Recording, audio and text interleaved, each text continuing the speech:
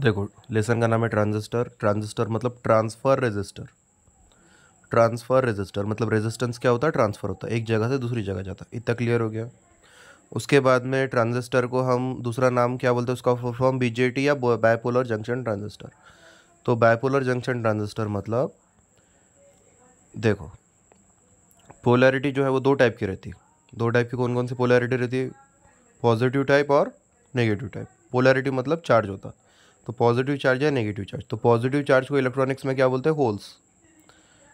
Proton नहीं बोलते उसको, प्रोटॉन इलेक्ट्रिकल में बोलते हैं। इलेक्ट्रॉनिक्स में पॉजिटिव चार्ज को हम क्या बोलते हैं? होल्स। और नेगेटिव चार्ज को वही हम क्या बोलते हैं? इलेक्ट्रॉन। इतना क्लियर हो गया। तो जो अपना ट्रांजिस्टर है उसमें होल्स के वजह से भी करंट फ्लो होता है और इलेक्ट्रॉन की वजह से करंट फ्लो होता है। इतना समझ में आया?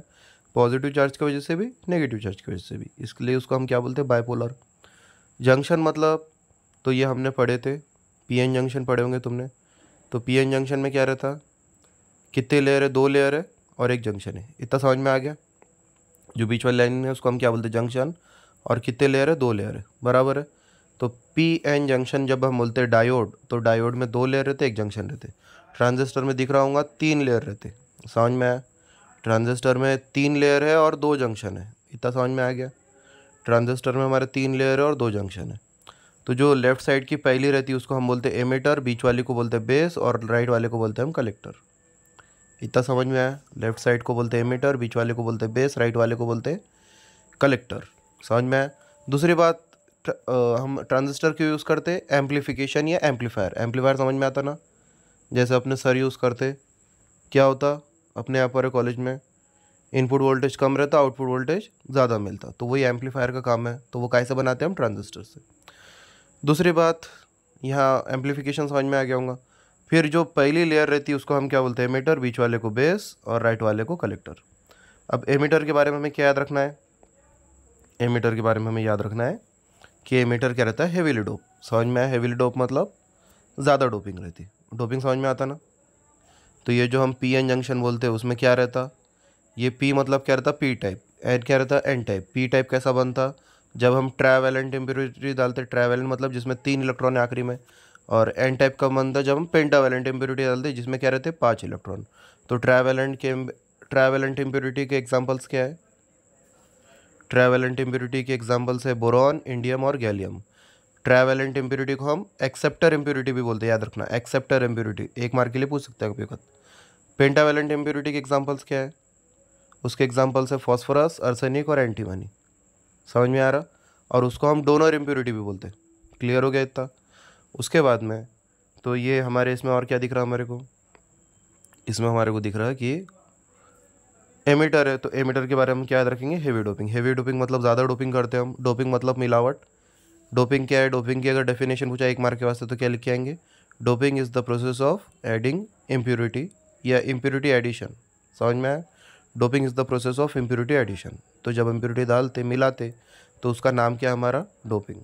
दो टाइप के सेमीकंडक्टर रहते, कौन कौन से? Intrinsic semiconductor and extrinsic semiconductor. तो इंट्रिंसिक और एक्सट्रिंसिक में क्या फ़र्क है? इंट्रिंसिक मतलब प्योर और एक्सट्रिंसिक मतलब इम्प्योर। तो जब हम प्योर वाले लेते, प्योर वाले सेमीकंडक्टर कौन से? दो ही है, सिलिकॉन और जर्मेनियम। जब इसमें हम डोपिंग करते, इसमें हम मिलावट करते, कौन सी? ट्रैवेलेंट या पेंटावेलेंट, तो वो क्या बनता? पी टाइप और एन टाइप। तो पी टाइप और एन टाइप कौन से सेमीकंडक्टर है? एक्सट्रिंसिक या इम्प्योर। और सिलिकॉन और जर्मेनियम कौन से सेमीकंडक्टर है? प्योर। इतना समझ में आ गया होगा? ठीक है। उसके बाद में क्या लिखा हुआ है फिर? उसके बाद में हमारे को दिखता कि और क्या है उसमें? उसके बाद में है बेस। तो बेस के बारे में क्या याद रखना है हमारे को? वो सेंट्रल में रहता, बीच में रहता, और वो क्या है? लाइटली डोप है। लाइटली डोप वर्ड याद रखना। वेरी थिन, छोटा सा रहता, सेंटर में रहता, और क्या रहता? Lightly dope. क्लियर हो गया? उसके बाद में जो कलेक्टर है वो क्या रहता? Slightly greater than area of emitter region. सबसे बड़ा जो एरिया है, जब एमिटर बेस कलेक्टर बनाते ना, तो एमिटर से बड़ा कलेक्टर रहने होना एरिया वाइज। समझ में आ रहा मैं क्या बोल रहा? छोटा एरिया एमिटर का रहेगा, सबसे छोटा एरिया बेस का रहेगा, और सबसे बड़ा एरिया कलेक्टर का रहेगा। शायद मेरी बात समझ में आ गई होंगी, बराबर है। फिर उसके बारे में क्या लिखा हुआ है फिर? और कि बेस है, फिर कलेक्टर है। हाँ, तो कलेक्टर में क्या रहते हैं? Prevents excessive recombination of electron and holes in the base. तो रिकम्बिनेशन मतलब कंबाइन होना। तो जो कलेक्टर है वो क्या करता, कंबाइन होने से रोकता। बराबर है, इतना इतना आ गया हमको समझ में। फिर उसके बाद में और क्या लिखा हुआ है उसमें, फिर उसके बाद में हमारे को दिख रहा कि पीएनपी ट्रांजिस्टर या एनपीएन ट्रांजिस्टर। तो दो टाइप के ट्रांजिस्टर रहते हैं, पीएनपी या एनपीएन। पीएनपी मतलब एमीटर में हमने पी डाल दिए, बेस में हमने एन डाल दिए और कलेक्टर में हमने पी डाल दिए। हाँ, अब फेविकॉल से जोड़ना है, फेविकॉल से जोड़ना है। पहले बोल रहा फेविकॉल से नहीं जोड़ना है, क्या करना है, एक प्योर सेमीकंडक्टर लेना है। लेफ्ट साइड में पहले क्या बनाना है, पी टाइप। कैसा बनाएंगे, ट्रैवेलेंट इम्प्योरिटी डालेंगे। बीच में क्या बनाना है, एन टाइप। क्या डालेंगे, पेंटावेलेंट इम्प्योरिटी डालेंगे। और ये क्या बनाना है, पी टाइप। क्या डालेंगे, ट्रैवेलेंट इम्प्योरिटी डालेंगे। क्लियर हो गया। उसके बाद में पीएनपी ट्रांजिस्टर का ये सिंबल है, याद रखो, एमीटर, बेस और कलेक्टर। समझ में आ रहा, तीन डंडे हैं, तीन लेग्स है उसके, एक है एमीटर, एक है बेस और कलेक्टर। बीच वाला हमेशा कौन सा रहता, बेस। इतना क्या समझ में। और एमीटर पे ये जो एरो दिख रहा तुम्हारे को, ये क्या रहता है, ये डायरेक्शन ऑफ करंट है। समझ में आ रहा है कि मैं क्या बोल रहा। अब ये दिख रहा तुम्हारे को पीएन, तो पीएन क्या है, फॉरवर्ड बायस, और एनपी क्या है, रिवर्स बायस। उसके बाद में हमेशा याद रखना, ये एमीटर बेस जंक्शन बोलते हैं हम इसको। ये जो लाइन दिख रही पहले वाली, इसको हम क्या बोलते हैं, एमीटर बेस जंक्शन। और ये दूसरी लाइन दिखती है, इसको हम क्या बोलते हैं, कलेक्टर बेस जंक्शन। समझ में आ रहा मैं क्या बोल रहा।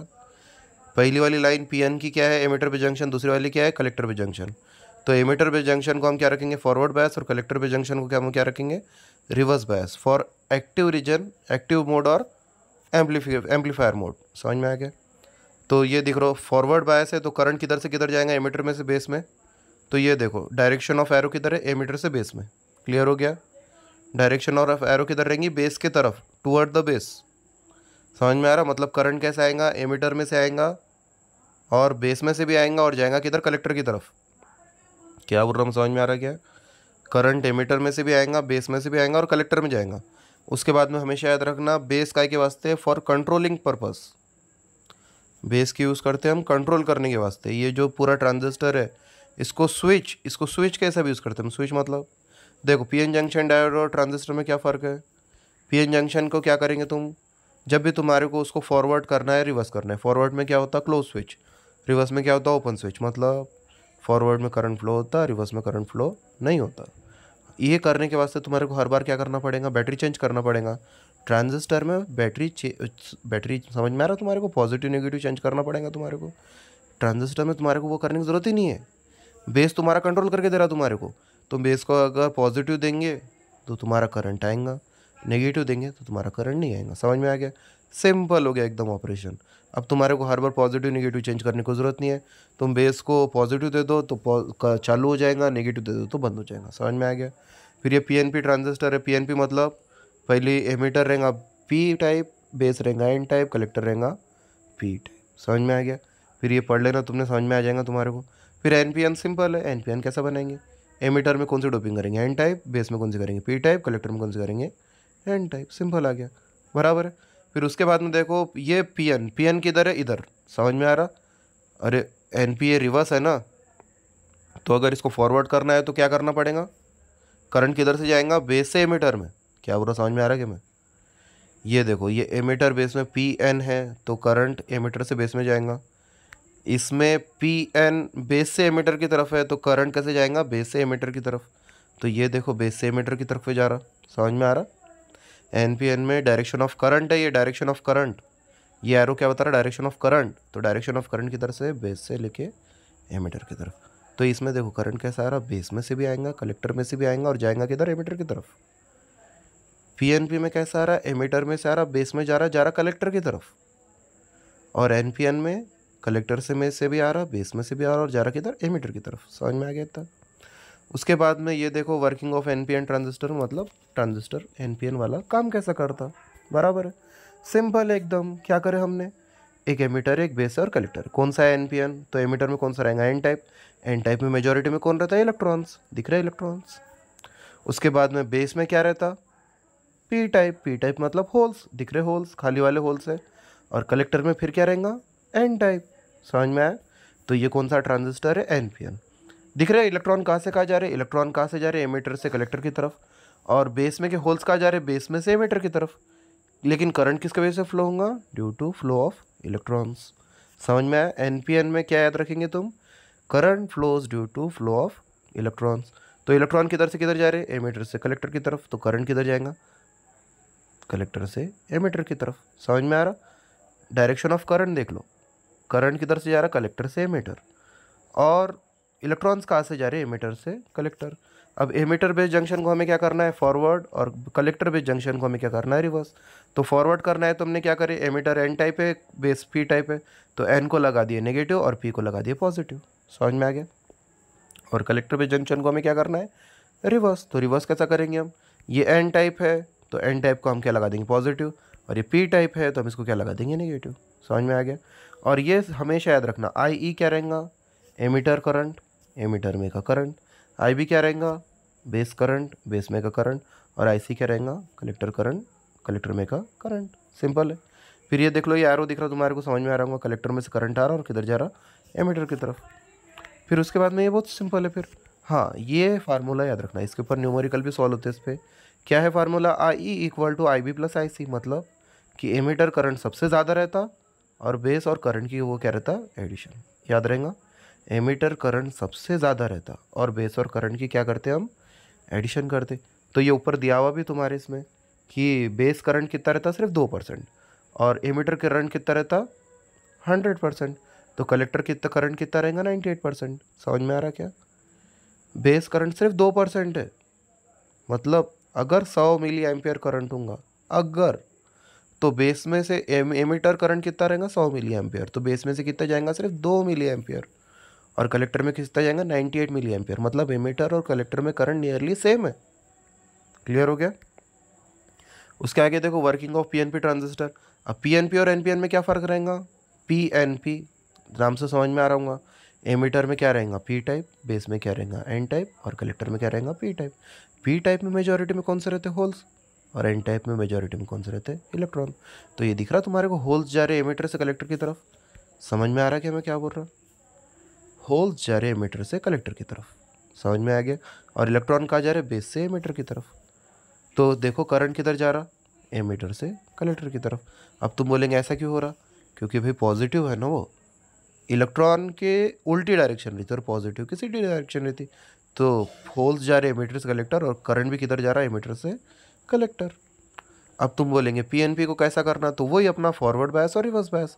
तो एमिटर बेस जंक्शन को अपने को क्या करना है, फॉरवर्ड बायस। फॉरवर्ड कैसा करेंगे, पी एन है तो पी एन को पी को पॉजिटिव और एन को नेगेटिव, और ये एन पी है तो इसको रिवर्स बायस, तो पी को नेगेटिव और एन को पॉजिटिव। एकदम सिंपल है, ठीक है। उसके बाद में अपन अगले इस पे चलेंगे। हाँ, दोनों में फार्मूला सेम रहता, I equal to I B plus I C. Formula मत चेंज कर देना, ठीक है। अब तुम्हारे को शायद बाइपोलर का मीनिंग समझ में आऊँगा। एनपीएन में किसके वजह से करंट फ्लो होता है, इलेक्ट्रॉन की वजह से, और पीएनपी में किसके वजह से करंट फ्लो होता है, होल्स की वजह से। इसीलिए उसको हम बाइपोलर बोलते हैं। बाइपोलर मतलब दोनों की वजह से करंट फ्लो होता है, दोनों कौन, electron and holes, negative charge and positive charge. फिर मोड ऑफ ऑपरेशन उसके 3 है। मोड ऑफ ऑपरेशन मतलब 3 मोड ऑफ ऑपरेशन है उसके, कॉमन बेस, कॉमन एमिटर और कॉमन कलेक्टर। आ रहा समझ में मैं क्या बोल रहा, 3 मोड ऑफ ऑपरेशन है उसके, common base, common emitter and common collector. Common base मतलब बेस को कॉमन कर दो। अरे भाई किस में कॉमन करो, इनपुट में और आउटपुट में। समझ में आ रहा, बेस कॉमन है तो ये बेस कॉमन है, नीचे की तरफ है मतलब कॉमन है। तो दिख रहा है इनपुट कहाँ से देंगे तुम, एमिटर बेस में से, और आउटपुट कहाँ से लेंगे, कलेक्टर बेस में से। इनपुट देंगे लेफ्ट से, आउटपुट लेंगे राइट से। समझ में आ रहा मैं क्या बोल रहा हूँ, एमिटर बेस में से हम इनपुट देंगे और कलेक्टर बेस में से हम आउटपुट लेंगे। तो ये कौन सा है, पीएनपी टाइप। समझ में आ गया। वही करना है तुम्हें सेम, एमिटर बेस को फॉरवर्ड करो, कलेक्टर बेस को रिवर्स करो। तो फॉरवर्ड समझ में आ रहा होगा, पी एन है तो पी एन को, पी को पॉजिटिव, एन को नेगेटिव, ये हो गया फॉरवर्ड, और ये कर देंगे हम रिवर्स, ठीक है। उसके बाद में एन पी एन में क्या करेंगे हम, वही सेम टू सेम है, कुछ भी चेंज नहीं है, बेस कॉमन है, और एमिटर बेस को हम कर देंगे फॉरवर्ड और कलेक्टर बेस को कर देंगे हम रिवर्स, ठीक है। अगला है common emitter mode. Common emitter mode सबसे ज़्यादा यूज़ होता। कॉमन एमिटर मोड कैसा बनाना है, एमिटर को कॉमन कर दो। समझ में आ रहा है, देखो कॉमन बेस में बेस को ग्राउंड कर दिए थे, कॉमन एमिटर में एमिटर को ग्राउंड कर दिया, एकदम सिंपल है, ठीक है। और इनपुट कहाँ से देंगे हम, एमिटर बेस में से, और आउटपुट कहाँ से लेंगे, कलेक्टर एमिटर में से। वर्ड देखो मैं क्या बोल रहा, यूज़ कर रहा, जब बेस कॉमन करे तो इनपुट एमिटर बेस में से देते हैं, आउटपुट कलेक्टर बेस में से लेते हैं। जब एमिटर को कॉमन करते तो इनपुट बेस एमिटर में से देते, आउटपुट कलेक्टर एमिटर में से लेते। समझ में आ रहा। तीसरी कौन सी है, कॉमन कलेक्टर। कॉमन कलेक्टर मतलब कलेक्टर को कॉमन कर दो, तो इनपुट देंगे हम बेस कलेक्टर में से, आउटपुट लेंगे हम एमिटर कलेक्टर में से। समझ में आ रहा। उसके बाद में है अगले है कैरेक्टरिस्टिक ऑफ बाइपोलर ट्रांजिस्टर। तो कैरेक्टरिस्टिक मतलब देखो तीन टाइप के कैरेक्टरिस्टिक है, इनपुट, आउटपुट और ट्रांसफ़र। समझ में आ रहा। इनपुट कैरेक्टरिस्टिक मतलब, अरे कैरेक्टरिस्टिक मतलब ग्राफ होता है इलेक्ट्रॉनिक्स में। इनपुट कैरेक्टरिस्टिक मतलब इनपुट वोल्टेज एक्स एक्सिस पे, out input current Y axis पे। आउटपुट कैरेक्टरिस्टिक मतलब आउटपुट वोल्टेज एक्स एक्सिस पे, आउटपुट करंट वाई एक्सिस पे। और ट्रांसफ़र मतलब इनपुट आउटपुट कैरेक्टरिस्टिक भी बोलते हैं उसको, मतलब इनपुट का वोल्टेज और आउटपुट का करंट। क्या बोल रहा हूँ, समझ में आ रहा। इनपुट कैरेक्टरिस्टिक में input voltage input current, output voltage में आउटपुट वोल्टेज आउटपुट करंट, और ट्रांसफ़र में इनपुट वोल्टेज आउटपुट करंट का ग्राफ बनेगा। तो ये देखो समझ में आ रहा होगा शायद तुम्हारे। इसमें क्या क्या है, इसमें एक पीएनपी ट्रांजिस्टर लिए और इसको क्या करें, इसको वही एमिटर बेस जंक्शन को हम क्या करेंगे, फॉरवर्ड बायस। हाँ, अब ये तुम बोलेंगे VEE क्या है, VEB क्या है। तो VEE मतलब सिर्फ अगर एमिटर को अगर तुम बैटरी लगाएंगे, वोल्टेज देंगे, तो उसको हम क्या बोलते हैं, VEE। दिख रहा है, ये सिर्फ एमिटर को दे रहे हैं हम। अगर सिर्फ बेस को लगाएंगे तो उसको हम क्या बोलते हैं, VBB। और सिर्फ कलेक्टर को अगर हम वोल्टेज देंगे तो उसको हम क्या बोलते हैं, VCC। क्या बोला, समझ में आया मैंने। सिर्फ अगर एमिटर को वोल्टेज देंगे तो VEE, बेस को वोल्टेज देंगे तो VBB, कलेक्टर को वोल्टेज देंगे तो VCC। और अगर दोनों के बीच में लगाएंगे तुम एमिटर बेस के, तो उसका नाम रहेगा VEB या VBE। और अगर कलेक्टर और बेस के बीच में तुम अगर कुछ लगाएंगे तो उसको हम क्या बोलेंगे, VCB। समझ में आ गया। ये कौन सा है, CB मोड। CB मतलब कॉमन बेस मोड। तो बेस कॉमन है, दिख रहा होगा, बेस को ग्राउंड कर दिए, बराबर है। और हम क्या क्या गिन रहे, देखो इनपुट कौन सा करंट आ रहा, IE, आउटपुट कौन सा करंट है, IC। समझ में आया। तो IE गिन रहे हम, IC गिन रहे हम, और बाकी सब हम देखेंगे फिर। तो ये देखो पहला ग्राफ ये है इनपुट कैरेक्टरिस्टिक का। इनपुट वो कैरेक्टरिस्टिक मतलब मैंने समझाया था, इनपुट वोल्टेज इनपुट करंट। तो इनपुट वोल्टेज कौन सा है भैया, इनपुट वोल्टेज है VEB, और इनपुट करंट है IE। आउटपुट वोल्टेज कौन सा है, VCB, आउटपुट करंट कौन सा है, IC। और इनपुट आउटपुट मतलब इनपुट वोल्टेज आउटपुट करंट, तो इनपुट वोल्टेज मतलब VEB और आउटपुट वोल्टेज मतलब IC। तो ये देखो क्या है ये, इसमें इनपुट वोल्टेज ले लिया हमने, इनपुट करंट ले लिए, और कांस्टेंट क्या रखेंगे फिर, तो कांस्टेंट रखेंगे हम VCB। अब VCB कौन सा वोल्टेज है, आउटपुट। समझो बात, इनपुट कैरेक्टरिस्टिक मतलब input voltage input current, output को कांस्टेंट रखना। आउटपुट कैरेक्टरिस्टिक मतलब output voltage output current, input voltage को कांस्टेंट रखना। और ट्रांसफ़र कैरेक्टरिस्टिक मतलब इनपुट वोल्टेज आउटपुट करंट। समझ में आ रहा। इसमें भी हम क्या करेंगे, आउटपुट वोल्टेज को कांस्टेंट रखेंगे। तो देखो यहाँ पे हमने क्या करे, यहाँ पे हमने क्या करे कि इनपुट वोल्टेज इनपुट करंट और आउटपुट वोल्टेज यानी VCB जो आउटपुट वोल्टेज है उसको हमने क्या करे, कांस्टेंट रखे। ठीक है यहाँ पे। उसके बाद में ये 0.5 दिख रहा तुम्हारे को, तो ये तुम्हारे को शायद मालूम होगा कि सिलिकॉन का कट इन वोल्टेज या नी वोल्टेज जिसको बोलते हैं हम, मतलब जिसके ऊपर वो डायोड कंडक्ट करता, करंट चालू होता, आइडियल 0 पे पकड़ते हैं हम। लेकिन आइडियल और प्रैक्टिकल में डिफरेंस है। तो सिलिकॉन कौन सा है, प्रैक्टिकल डायोड है। जर्मेनियम कौन सा है, प्रैक्टिकल डायोड है। तो जर्मेनियम 0.3 वोल्ट के ऊपर शुरू होता, सिलिकॉन 0.7 वोल्ट के ऊपर शुरू होता। तो जो सिलिकॉन है या जर्मेनियम है, सिलिकॉन का 0.7 वोल्ट और जर्मेनियम का 0.3 वोल्ट, इसको हम क्या बोलते हैं, कट इन वोल्टेज या नी वोल्टेज। ठीक है। उसके बाद में ये आउटपुट कैरेक्टरिस्टिक मतलब सिंपल है, आउटपुट वोल्टेज आउटपुट करंट, और इसमें इनपुट करंट को हम क्या रखेंगे, कांस्टेंट। तो इनपुट करंट को हमने कांस्टेंट रखे। और एक्टिव रीजन मतलब, एक्टिव रीजन वही है, इनपुट वोल्टेज क्या रहेगा, सॉरी एमिटर बेस जंक्शन क्या रहेगा, फॉरवर्ड बायस, और कलेक्टर बेस जंक्शन क्या रहेगा, रिवर्स बायस। ठीक है। इसमें अब कुछ तो भी इसने कैलकुलेट करके बताया, क्या कैलकुलेट करके बताया इसने, इनपुट इम्पेडेंस। इनपुट इम्पेडेंस मतलब रेजिस्टेंस। तो रेजिस्टेंस का फार्मूला क्या है, वोल्टेज अपॉन करंट। देखो इनपुट वोल्टेज ऊपर है, इनपुट करंट नीचे है, कौन सा में रेजिस्टेंस मिला, इनपुट इम्पेडेंस, इनपुट इम्पेडेंस। अब ये देखो आउटपुट कैरेक्टरिस्टिक में हमने क्या करे, output voltage output current, sorry output admittance निकाला उसने। अब एडमिटेंस क्या रहता है, रेजिस्टेंस का उल्टा।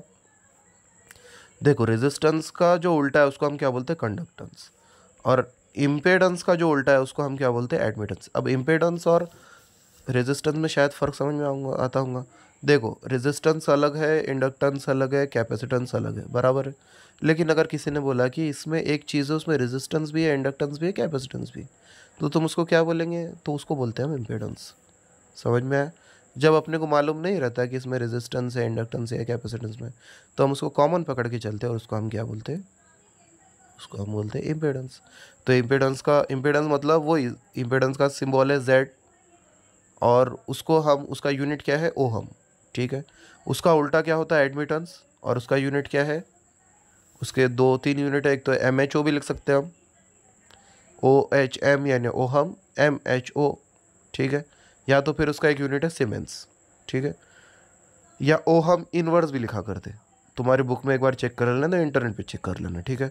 उसके बाद में ट्रांसफ़र कैरेक्टरिस्टिक देख लो, इनपुट करंट, आउटपुट करंट, और आउटपुट वोल्टेज को हमने क्या रखे? फिक्स रखे, कांस्टेंट रखे। और इससे हमें क्या मिल रहा है? इससे हमें मिल रहा फॉरवर्ड करंट ट्रांसफ़र रेशियो, जिसको हम एच एफ बी भी बोलते। समझ में आ रहा? तो ये एच एफ बी, बी काय के वास्ते है? कॉमन बेस है। और ये एच एफ बी है, इसको हम क्या बोल रहे हैं? Forward current transfer ratio. और इसका फार्मूला क्या है? Delta I C upon delta I E. देखो forward current transfer ratio I C upon I E, current का रेशियो दिख रहा है, दोनों ऊपर और नीचे क्या है? करंट है। इसके बाद में कॉमन एमिटर है, कॉमन एमिटर में वही सेम टू सेम रहेगा, बराबर है। उसके बाद में और क्या है? ये फार्मूलेज है। तो ये फार्मूले तो शायद तुम्हारे 12th में तुमने देखे होंगे। तो अल्फ़ा की डेफिनेशन क्या है? आई C upon I E. Beta की क्या है? आई सी अपॉन आई बी। ठीक है। देखो डी सी ए सी का तुम टेंशन मत लो, डी सी ए सी, डी सी गेन करंट, ए सी करंट गेन, या डी सी करंट गेन मतलब क्या? अरे भाई डी सी करंट होगा तो डी सी करंट गेन रहेगा, इसको करंट गेन बोलते हैं। अल्फ़ा को क्या बोलते हैं हम? Current gain. अल्फ़ा और बीटा को हम क्या बोलते हैं? Current gain. तो ये अल्फ़ा क्या है? ये भी करंट गेन है, आई C upon I E, formula याद रखना। और बीटा का फार्मूला क्या है? आई सी अपॉन आई पी। ठीक है। फिर ये देखो, ये अल्फ़ा और बीटा में का रिलेशनशिप, ये बहुत बार 12th के एग्जाम में पूछता था, तुमने भी याद कर लेना। क्या है formula? I E equal to I B plus I C. फिर क्या करें? दोनों सब पूरे इक्वेशन को आई सी से डिवाइड करें, आई सी अपॉन आई सी क्या आ गया? 1। फिर आई सी अपॉन आई ई क्या था? अल्फ़ा। तो आई ई अपॉन आई सी क्या होगा? 1 upon alpha. I C upon I B क्या था? बीटा। तो आई बी अपॉन आई सी क्या होगा? 1 अपॉन बीटा। और इसको अगर हम क्रॉस मल्टीप्लिकेशन करके अरेंज करेंगे तो फार्मूला बन गया alpha equal to beta upon 1 plus beta. उसी तरीके से अगर हम डबल से अगर अरेंज करेंगे तो बीटा का फार्मूला क्या था? Alpha upon 1 minus alpha. फिर ये कंपैरिजन है, common base mode, common emitter mode. ये सिंपल है, इसमें कुछ नहीं है। इसमें क्या है? इनपुट रेजिस्टेंस कॉमन बेस में क्या रहता? लो, कॉमन एमिटर में भी लो। आउटपुट रेजिस्टेंस में क्या रहता? बहुत हाई। इसमें क्या रहता? हाई। करंट गेन, ये तुम सिर्फ पढ़ लो उतना कुछ। ये हाँ, इसमें फ्रीक्वेंसी हाई फ्रीक्वेंसी और इसमें ऑडियो फ्रीक्वेंसी। ठीक है। फिर कॉमन एमिटर एम्पलीफायर है। तो 4 टॉपिक रखे, वो मैं अगली क्लास में भेजता। ठीक है।